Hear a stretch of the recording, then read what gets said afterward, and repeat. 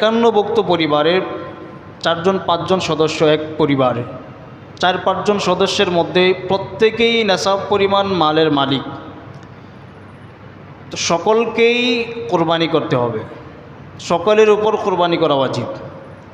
এখন 4 জন নেশাব পরিমাণ মালের মালিক হয়ে গেছে, পরিবারের পক্ষ থেকে একজনে যদি 4 জনের পক্ষ থেকে একজনে কোরবানি করলো, একজনের পক্ষ থেকে একজনে 4 জনের পক্ষ থেকে কোরবানি করলে কোরবানি সহি হবে না।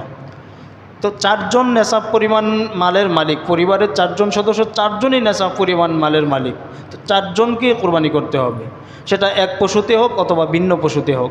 বড় এক পশু ক্রয় করছে, এক পশুতে 4 জনের পক্ষ থেকে কোরবানি করলো, সেটা আদায় হয়ে যাবে, অথবা ভিন্ন ভিন্ন পশুতেও যদি কেউ কোরবানি করতে চায় আদায় হবে। তবে 4 জন যে পরিবারের সদস্য 4 জনের উপরে কোরবানির নেশাব পরিমাণ মালের মালিক হয়ে গেছে, তো 4 জনের পক্ষ থেকে যদি একজন আদায় করে বা একজন কোরবানি করে তাহলে ওই কোরবানি সহি হবে না, প্রত্যেকেরই আলাদা আলাদা কোরবানি করতে হবে।